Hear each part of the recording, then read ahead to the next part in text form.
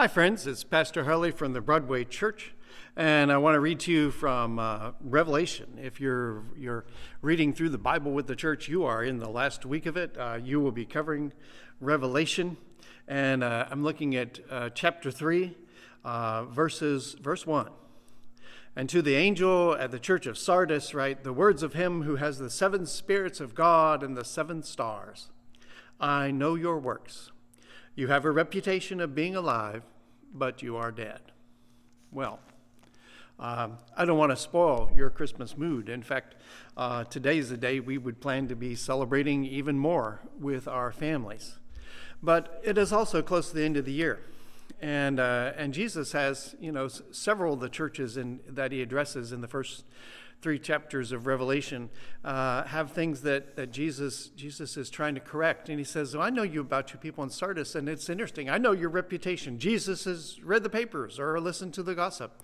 You have a reputation of being alive. And then after all this, to the angel of the church of Sardis writes so many long words and kind of a build-up. He says, but you are dead. Have we showed up this year as alive to God?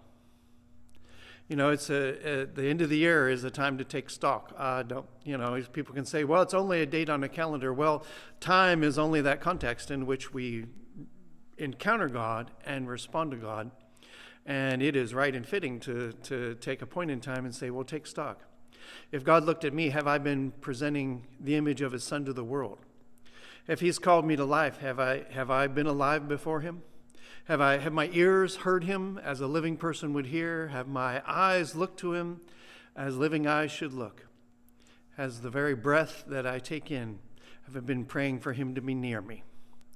Those words of correction to the church at Sardis bring us all to say, well, have I been alive to God? And the good news is that if you've gotten this wrong, you can make it right now. Open your heart to Christ. Put your full attention on him. Live for him today. Be blessed.